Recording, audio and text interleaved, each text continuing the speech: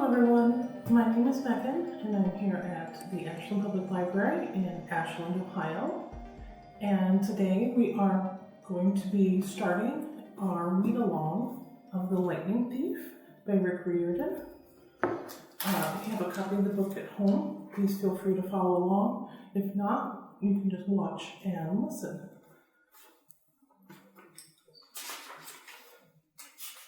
So Chapter 1. I accidentally vaporize my pre-algebra teacher. Look, I didn't want to be a half-blood. If you're reading this because you think you might be one, my advice is close this book right now. Believe whatever lie your mom or dad told you about your birth and try to lead a normal life.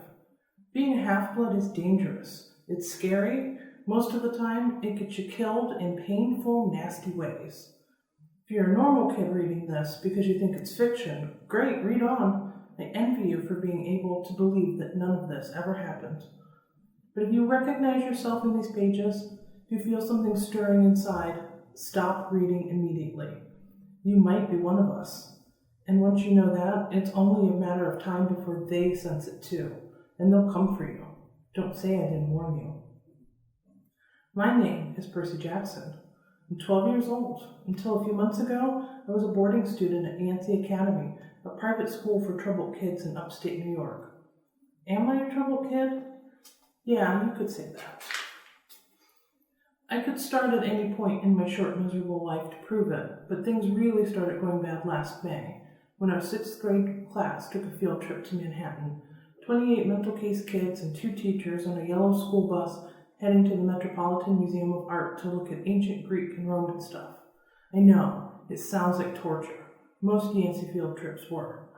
But Mr. Brunner, our Latin teacher, was leading this trip, so I had hopes. Mr. Brunner was this middle-aged guy in a motorized wheelchair. He had thinning hair and a scruffy beard and a frayed tweed jacket, which always smelled like coffee. You wouldn't think he'd be cool, but he told stories and jokes and let us play games in class. He also had this awesome collection of Roman armor and weapons, so he was the only teacher whose class didn't put me to sleep. I hoped the trip would be okay. At least I hoped that for once I wouldn't get in trouble.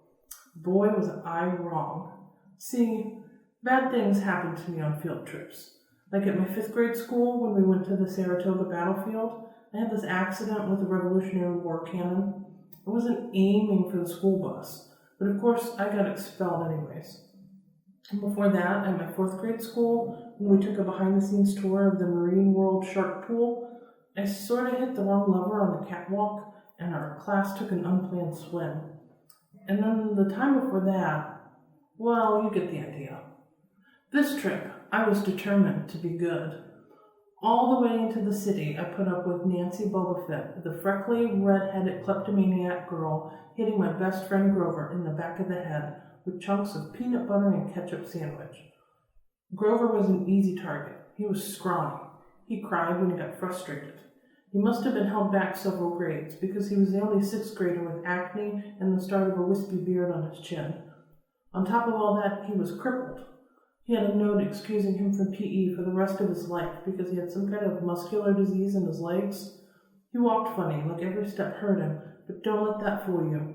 You should have seen him run when it was enchilada day in the cafeteria.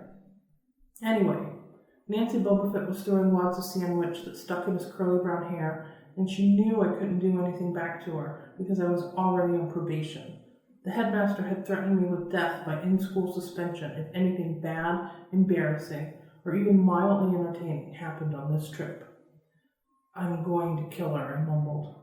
Grover tried to calm me down. It's okay, I like peanut butter. He dodged another piece of Nancy's lunch. That's it. I started to get up, but Grover pulled me back to my seat. You're already on probation, he reminded me. You know who'll get blamed if anything happens. Looking back on it, I wish I'd done Nancy Bobofit right then and there.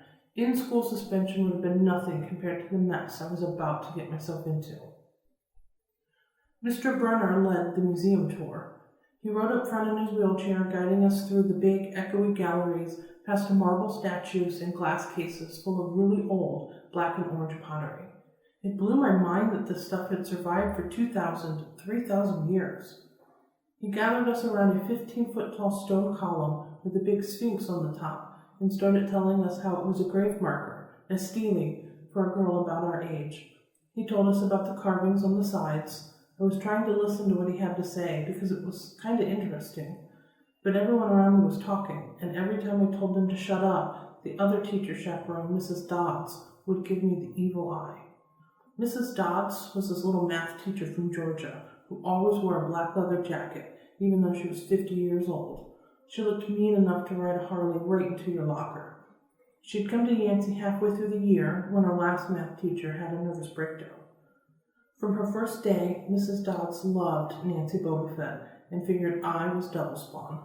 She would point her crooked finger at me and say, "Now, honey," real sweet, and I knew I was going to get after-school detention for a month.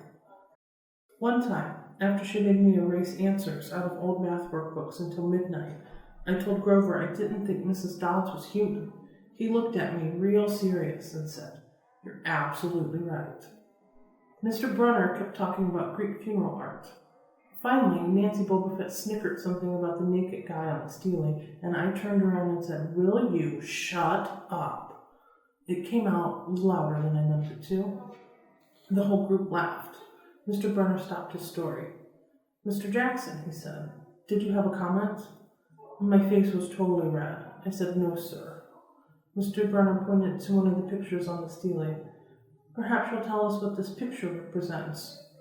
I looked at the carving and felt a flush of relief because I actually recognized it. "That's Kronos eating his kids, right?" "Yes," Mr. Brunner said, obviously not satisfied, "and he did this because..." "Well," I racked my brain to remember. "Kronos was the king god and..." "God?" Mr. Brunner asked. "Titan," I corrected myself. "And he didn't trust his kids, who were the gods. So, Kronos ate them, right? But his wife hid baby Zeus and gave Kronos a rock to eat instead. And later, when Zeus grew up, he tricked his dad Kronos into barfing up his brothers and sisters." "Ew," said one of the girls behind me. "And so there was this big fight between the gods and the titans that continued, and the gods won." Some snickers from the group. Behind me, Nancy Bobofet mumbled to a friend, "Like we're going to use this in real life, like it's going to say on our job applications, please explain why Kronos ate his kids." "And why, Mr. Jackson," Brunner said, to paraphrase Miss Bobofet's excellent question, "does this matter in real life?" "Busted," Grover muttered. "Shut up," Nancy hissed, her face even brighter red than her hair. At least Nancy got packed, too. Mr. Brunner was the only one who ever caught her saying anything wrong. He had radar ears. I thought about his question and shrugged. "I don't know, sir." "I see." Mr. Brunner looked disappointed. "Well, half credit, Mr. Jackson. Zeus did indeed feed Kronos a mixture of mustard and wine, which made him disgorge his other 5 children, who, of course, being immortal gods, had been living and growing up completely undigested in the Titan's stomach. The gods defeated their father, sliced him to pieces with his own scythe, and scattered his remains in Tartarus, darkest part of the underworld. On that happy note, it's time for lunch. Mrs. Dodds, would you lead us back outside?" The class drifted off, the girls holding their stomachs, the guys pushing each other around and acting like doofuses. Grover and I were about to follow when Mr. Brunner said, "Mr. Jackson." I knew what was coming. I told Grover to keep going. Then I turned towards Mr. Brunner. "Sir?" Mr. Brunner had this look that wouldn't let you go. Intense brown eyes that could have been 1,000 years old and had seen everything. "You must learn to answer my question," Mr. Brunner told me. "About the Titans? About real life, and how your studies apply to it." "Oh, what you learn from me," he said, "is vitally important. I expect you to treat it as such. I will accept only the best from you, Percy Jackson." I wanted to get angry. This guy pushed me so hard. I mean, sure, it was kind of cool on tournament days when he dressed up in a suit of Roman armor and shouted, "What ho!" and challenged us, sword point against chalk, to run to the board and name every Greek and Roman person who had ever lived and their mother and what god they worshipped. But Mr. Brunner expected me to be as good as everybody else, despite the fact that I have dyslexia and attention deficit disorder, and I had never made above a C- in my life. No, he didn't expect me to be as good. He expected me to be better. And I just couldn't learn all those names and facts, much less spell them correctly. I mumbled something about trying harder, while Mr. Brunner took one long, sad look at the Steely, like he'd been at this girl's funeral. He told me to go outside and eat my lunch. The class gathered on the front steps of the museum, where we could watch the foot traffic along Fifth Avenue. Overhead, a huge storm was brewing, with clouds blacker than I'd ever seen over the city. I figured maybe it was global warming or something, because the weather all across New York State had been weird since Christmas. We'd had massive snowstorms, flooding, wildfires from lightning strikes. I wouldn't have been surprised if this was a hurricane blowing in. Nobody else seemed to notice. Some of the guys were pelting pigeons with Lunchables crackers. Nancy Boba Fett was trying to pickpocket something from a lady's purse. And, of course, Mrs. Dodds wasn't seeing a thing. Grover and I sat on the edge of the fountain, away from the others. We thought that maybe if we did that, everybody wouldn't know we were from that school, the school for loser freaks who couldn't make it elsewhere. Detention? Grover asked. Nah, I said, not from Brunner. I just wish he'd lay off me sometimes. I mean, I'm not a genius. Grover didn't say anything for a while. Then, when I thought he was going to give me some deep, philosophical comment to make me feel better, he said, Can I have your apple? I didn't have much of an appetite, so I let him take it. I watched the stream of cabs going down Fifth Avenue and thought about my mom's apartment, only a little ways uptown from where we sat. I hadn't seen her since Christmas. I wanted so bad to jump into a taxi and head home. She'd hug me and be glad to see me, but she'd be disappointed too. She'd send me right back to Yancey, remind me that I had to try harder, even if this was my 6th school in 6 years, and I was probably going to be kicked out again. I wouldn't be able to stand that sad look she'd give me. Mr. Brunner parked his wheelchair at the base of the handicap ramp. He ate celery while he read a paperback novel. A red umbrella struck up from the back of his chair, making it look like a motorized cafe table. I was about to unwrap my sandwich when Nancy Boba Fett appeared in front of me with her ugly friends. I guess she'd gotten tired of stealing from the tourists and dumped her half-eaten lunch in Grover's lap. Oops, she grinned at me with her crooked teeth. Her freckles were orange as if somebody had spray painted her face with liquid Cheetos. I tried to stay cool. The school counselor had told me a million times, count to 10, get control of your temper. But I was so mad my mind went blank. A wave roared in my ears. I don't remember touching her, but the next thing I knew, Nancy was sitting on her butt in the fountain screaming, Percy pushed me! Mrs. Dodds materialized next to us. Some of the other kids were whispering, Did you see? The water. Like it grabbed her. I didn't know what they were talking about. All I knew was I was in trouble again. As soon as Mrs. Dodds made sure poor little Nancy was okay, promising to get her a new shirt at the museum shop, etc., etc., Mrs. Dodds turned on me. There was a triumphant fire in her eyes, as if I'd done something she'd been waiting for all semester. Now, honey. I know, I grumbled. A month erasing workbooks. That wasn't the right thing to say. Come with me, Mrs. Dodds said. Wait, Grover yelped. It was me. I pushed her. I stared at him, stunned. I couldn't believe he was trying to cover for me.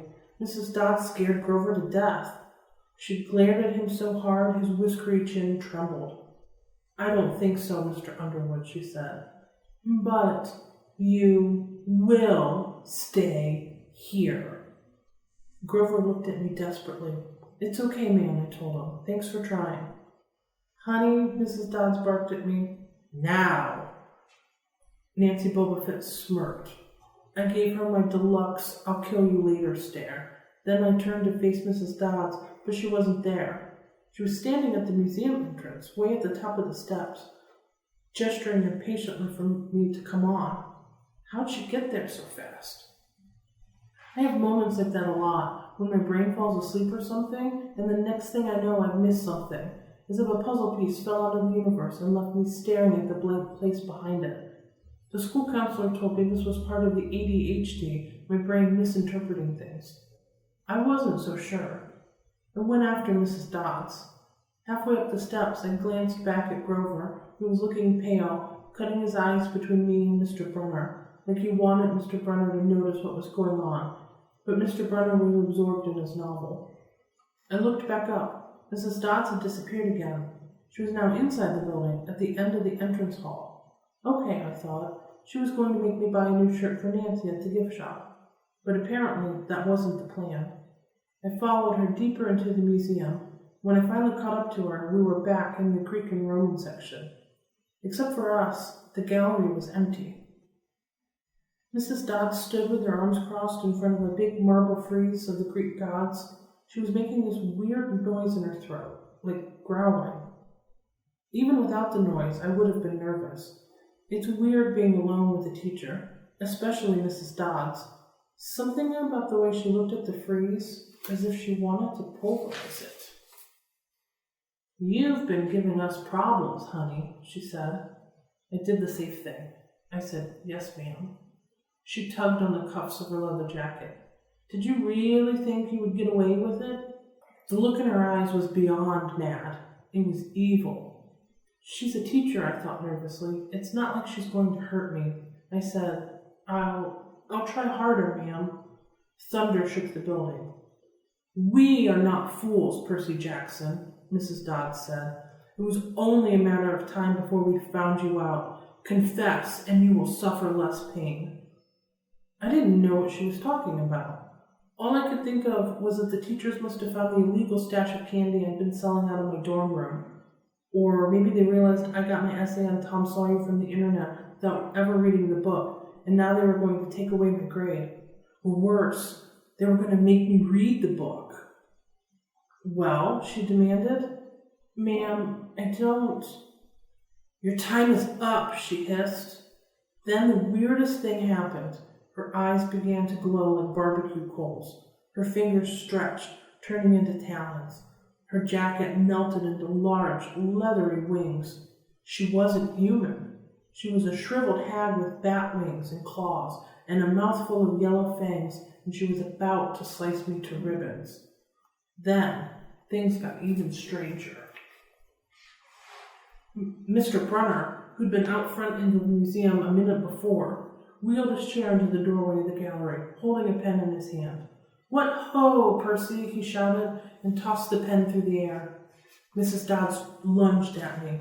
With a yelp, I dodged and felt talons slash the air next to my ear. I snatched the ballpoint pen out of the air, but when it hit my hand, it wasn't a pen anymore. It was a sword, Mr. Brunner's bronze sword, which he always used on tournament day. Mrs. Dodds spun towards me with a murderous look in her eyes. My knees were jelly. My hands were shaking so bad I almost dropped the sword. She snarled, "Die, honey," and she flew straight at me. Absolute terror ran through my body.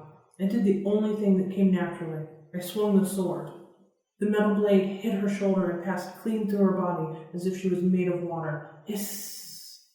Mrs. Dodds was a sandcastle with a power fan. She exploded into yellow powder, vaporized on the spot, leaving nothing but the smell of sulfur and a dying screech and a chill of evil in the air, as if those two glowing red eyes were still watching me. I was alone. There was a ballpoint pen in my hand. Mr. Brunner wasn't there. Nobody was there but me. My hands were still trembling. My lunch must have been contaminated with magic mushrooms or something. Had I imagined the whole thing? I went back outside. It had started to rain. Grover was sitting by the fountain, a museum map tented over his head. Nancy Bobofet was still standing there, soaked from her swim in the fountain, grumbling to her ugly friends. When she saw me, she said, "I hope Mrs. Kerr whipped your butt." I said, "Who?" "Our teacher. Duh." I blinked. We had no teacher named Mrs. Kerr. I asked Nancy what she was talking about. She just rolled her eyes and turned away. I asked Grover where Mrs. Dodds was. He said, "Who?" But he paused first, and he wouldn't look at me, so I thought he was messing with me. "Not funny, man," I told him. "This is serious." Thunder boomed overhead. I saw Mr. Brunner sitting under his red umbrella, reading his book as if he'd never moved. I went over to him. He looked up a little distracted. "Ah, that would be my pen. Please bring your own writing utensil in the future, Mr. Jackson." I handed Mr. Brunner his pen. I hadn't even realized I was still holding it. "Sir," I said, "where's Mrs. Dodds?" He stared at me blankly. Who? The other chaperone, Mrs. Dodds, the pre-algebra teacher. He frowned and sat forward, looking mildly concerned. Percy, there is no Mrs. Dodds on this trip. As far as I know, there has never been a Mrs. Dodds at Yancey Academy. Are you feeling all right? And that brings us to the end of Chapter 1. Please join us next time as we continue on with Percy Jackson and the Lightning Thief. Thank you.